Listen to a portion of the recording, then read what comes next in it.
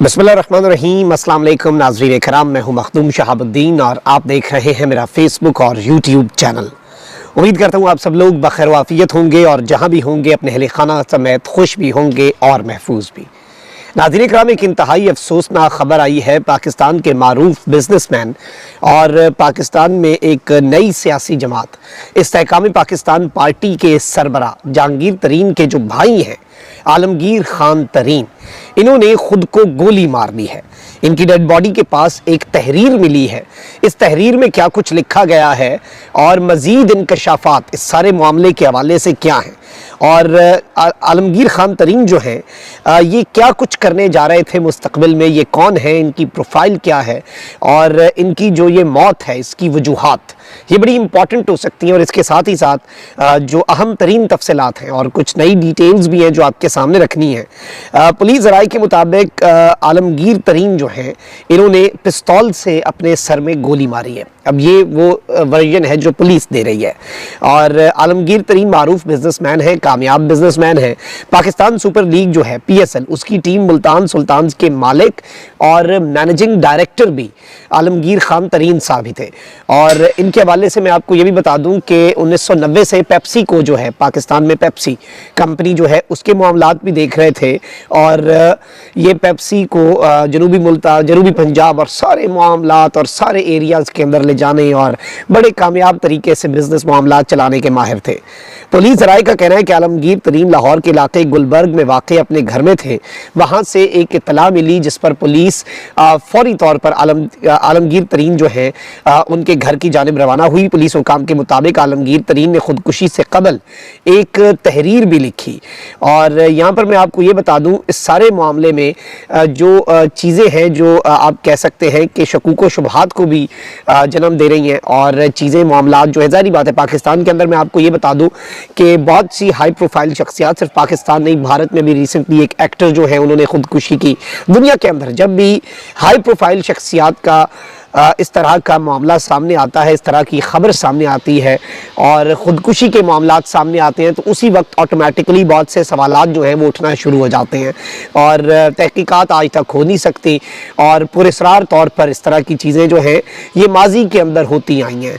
अब ये मामला है या नहीं ये एक अलग चीज़ है, मेरे पास कुछ डिटेल्स भी हैं और ओवरऑल आपके सामने मैंने कुछ और बातें भी रखनी हैं जो मैं ज़ाती तौर पर समझता हूँ कि इंतहाई अफसोसनाक, अल्लाह ताला इनके अहले खाना को, इनके घर वालों को, जहांगीर तरीन साहब को, सबको सब्र अता फरमाए। और जाहिर बात है एक बड़ा लॉस है और जिस तरह का भी वाक़या हुआ, जैसे भी हुआ, लेकिन यहाँ पर कुछ बातें ऐसी हैं जो आम हालात में हमें मौका नहीं मिलता करने का, चाहे वो ज़हनी दबाव हो, एंजाइटी हो, स्ट्रेस हो या इवन वो रुझानात जो खुदकुशी की तरफ एक हंसते खेलते शख्स को माइल कर देते हैं। उस हवाले से कुछ मामलात हैं, कुछ ऐसी डिटेल्स हैं जो मैं आपके सामने रखूँगा और आपने इन्हें शेयर भी करना है क्योंकि ये इस तरह के वाक़यात होते हैं जो हमें एक मौका देते हैं कि हम ऐसी चीज़ों की इम्पोर्टेंस को भी हाईलाइट कर सकें। मैं इनके हवाले से भी डिटेल्स आपके सामने रखूँगा। मैं आपको ये बताऊँ कि पुलिस हुकाम के मुताबिक आलमगीर तरीन जो है उन्होंने खुदकुशी से कबल एक तहरीर भी छोड़ी जिसमें इन्होंने अपनी एक बीमारी का जिक्र किया। अलबत्ता दूसरी जानिब यानी बीमारी से तंग थे और इन्होंने जो नोट छोड़ा उसमें इन्होंने कहा कि मैं बीमारी से तंग हूँ, ज़िंदगी से तंग हूँ, मैंने खुदकुशी का जो फैसला है वो कर लिया। लेकिन दूसरी जानिब इनके जो करीबी दोस्त हैं उनका कहना है कि उन्हें आलमगीर तरीन की बीमारी का इल्म ही नहीं है। मतलब जो इंतहाई करीबी लोग हैं वो कह रहे हैं कि हमें तो अंदाज़ा भी नहीं था, हमें तो पता भी नहीं था कि ये किसी किस्म की बीमारी के अंदर मुब्तला थे। और इनके हवाले से जो नई डिटेल्स हैं वो मैं आपके सामने रख दूँगा। और आपको मैं ये भी बता दूं कि गैर शादीशुदा थे। इनके दोस्तों के मुताबिक आलमगीर तरीन जो है इनकी उम्र 63 साल थी। इनकी मंगनी हुई थी और वो दिसंबर में शादी करने जा रहे थे। मतलब वो 63 ईयर्स की उम्र तक उनकी शादी नहीं हुई थी। उन्होंने मंगनी अब जाकर की थी और वो दिसंबर के अंदर शादी भी करने वाले थे। मतलब दिसंबर के महीने में उनकी शादी थी। ऑब्वियसली ये एक बड़ा अहम नुक्ता है। और आलमगीर तरीन जो है वो अपने बेडरूम में सोने गए थे, लेकिन जब सुबह 10 बजे के बाद कमरे का दरवाज़ा खटखटाने जाने के बावजूद वो बाहर ना आए तो मुलाजिम ने खिड़की से झांका और उन्हें खून में लथपथ पाया, जिस पर फ़ौरन जहांगीर तरीन साहब जो हैं उन्हें इत्तला दी गई, उन्हें फ़ोन किया गया। अब यहाँ पर एक सवाल ये भी है कि अगर गोली चली तो उसकी आवाज़ नहीं आई और ये सुबह तक क्यों इंतज़ार हुआ? हो सकता है कि कोई साइलेंसर लगा हो गोली के ऊपर और इस तरह के मामला जो पिस्तौल है उसके ऊपर, लेकिन ये चीज़ जो है ये समझना भी ज़रूरी है। और इसमें जो नुक्ता है, ज़ाहिर बात है कि एक कामयाब बिजनेसमैन, एक गैर शादीशुदा शख्स जिसने 63 ईयर्स तक शादी नहीं की और उम्र का एक आखिरी हिस्सा होता है 63 ईयर्स जिसमें आकर उन्होंने एक मंगनी की थी, इंगेज्ड थे वो और वो शादी भी करने जा रहे थे। अब मैं मज़ीद डिटेल्स पर आने से पहले और मज़ीद जो इम्पोर्टेंट डेवलपमेंट्स हैं जहांगीर तरीन साहब के भाई की खुदकुशी के हवाले से और पुलिस को कुछ नई डिटेल्स भी मिली हैं, वो मैं आपके सामने रख देता हूँ। लेकिन यहाँ पर कुछ चीज़ें हैं जिन्हें समझना बड़ा ज़रूरी है कि लोग जो हैं वो खुदकुशी क्यों करते हैं। ये एक बहुत बड़ा फ़ैसला होता है और ज़िंदगी को ख़त्म करना इस्लाम में, और आपको पता है कि किस तरह के मामलात हैं, मायूस नहीं होना चाहिए, लेकिन ये मायूसी की एक आखिरी हद होती है जिस पर एक कामयाब शख्स भी, जिस पर एक बज़ाहिर हंसता खेलता शख्स भी, ये हम इग्नोर कर देते हैं ना कि उसके अंदर क्या तूफ़ान उठ रहे हैं। अब यहाँ पर मैं आपको ये बता दूँ कि कभी ना कभी आप खुदकुशी का सुन ही लेते हैं, अजीज़ों में, जानने वालों में, दोस्तों में कोई ना कोई खुदकुशी करता है या कम से कम खुदकुशी की अटेम्प्ट का रोज़ कोई ना कोई बंदा सुन लेता है। अब यहाँ पर मैं आपको ये बता दूँ कि आलमी इदारे सेहत के मुताबिक दुनिया भर में तकरीबन 30 करोड़ से ज़ायद अफराद जो हैं वो डिप्रेशन का शिकार हैं और ये डिप्रेशन रियल है। हम इस चीज़ को इग्नोर कर देते हैं, हम इस चीज़ के ऊपर तवज्जो नहीं देते। कोई बंदा कहे मुझे डिप्रेशन है, हम उसका मजाक उड़ा देते हैं, उसे कहते हैं कि ये कर लो वो कर लो। अलबत्ता ये भी एक ऐसी ही बीमारी है जैसे कोई आपको फिजिकली बीमारी होती है। अब आप फिजिकली बीमारी पे तो सब्र करने की तलकीन नहीं ना करते, आप कहते चलो सब्र तो करो लेकिन साथ इलाज भी करवाओ। आपको अगर हाथ में दर्द है, नाक में दर्द है, कान में दर्द है, किसी जगह पर दर्द है, तो अगर इधर दर्द है आपको, अगर आपको ज़हनी मसला है तो कम से कम आप उस चीज़ को भी एक रियल बीमारी के तौर पे ट्रीट करें। और लोग हिचकिचाते भी हैं बताते हुए कि भाई मुझे ये मसला है, कि उन्हें लगता है कि लोग कहेंगे पता नहीं ये कैसा। भाई इस चीज़ से बाहर निकलना बहुत ज़रूरी है और इस टैबू को तोड़ना बहुत ज़रूरी है कि ये चीज़ जो है कम से कम डिस्कस होनी शुरू हो, इस पर बात होनी शुरू हो। अब यहाँ पर मैं आपको ये बताऊं कि खुदकुशी करने वालों की जो ज़हनी सेहत होती है वो बहुत मुतासर होती है, जो मेंटल हेल्थ है।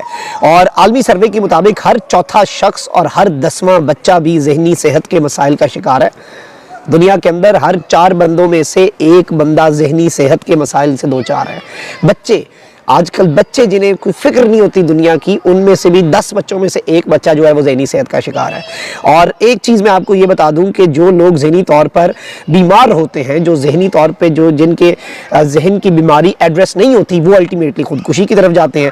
इस वक्त दुनिया में हर साल 8 से 10 लाख लोग खुदकुशी करते हैं। दुनिया में हर 40 सेकंड में दुनिया में एक शख्स जो है वो खुदकुशी का इर्तिकाब करता है।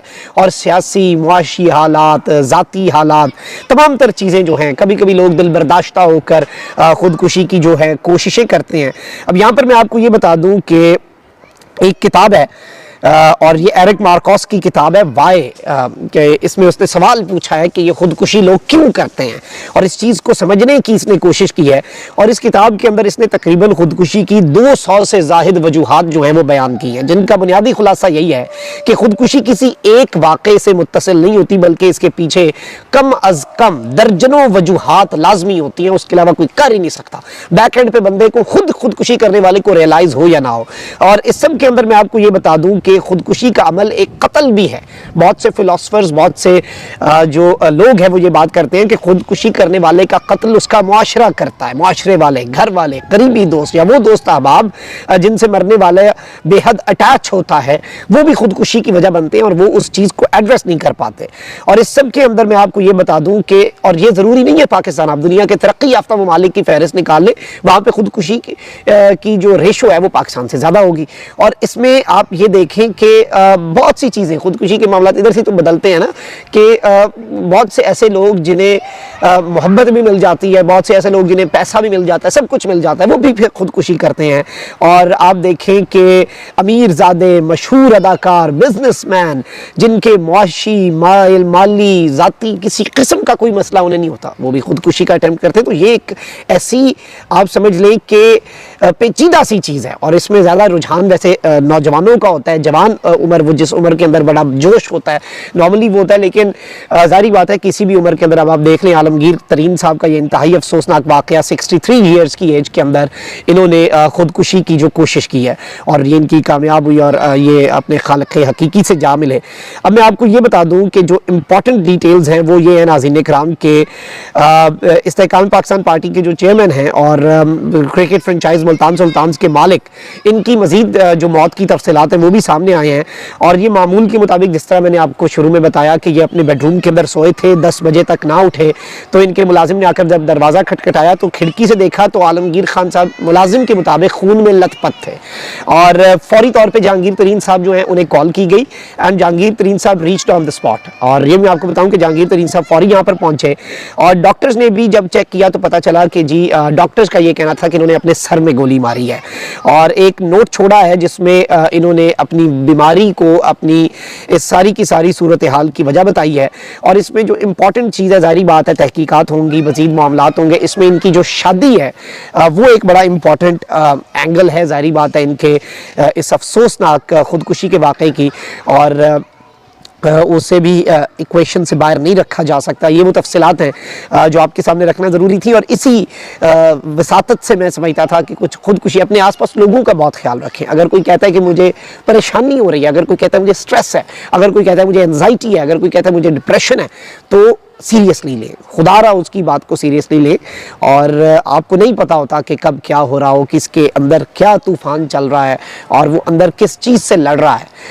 और समझने की कोशिश करें, सुनने की कोशिश करें और सुने अगले का मसला और फिर उसे एड्रेस करने की कोशिश करें और उसे समझाएं कि दुनिया में कोई ऐसा मसला नहीं है जो हल ना हो सके और ख़ुदकुशी जो है वो किसी मसले का हल जो है वो नहीं होती। ये चीज़ और इस चीज़ की आगाही देना इस वक्त कितना ज़रूरी है आप अंदाज़ा भी नहीं कर सकते, क्योंकि हमारे अपने माशरे के अंदर जो ये रुझान बढ़ता जा रहा है, हमारे अपने मुल्क के अंदर जो जहनी बीमारियों का रुझान बढ़ता जा रहा है, परेशानी, एंजाइटी, डिप्रेशन, स्ट्रेस, और ये अल्टीमेटली किस चीज़ पे लीड करते हैं, खुदकुशी को लीड करते हैं। तो ये सारी चीज़ें एड्रेस करना बहुत ज़रूरी था। अपना बहुत ख्याल रखें। अल्लाह ने के बाद पाकिस्तान।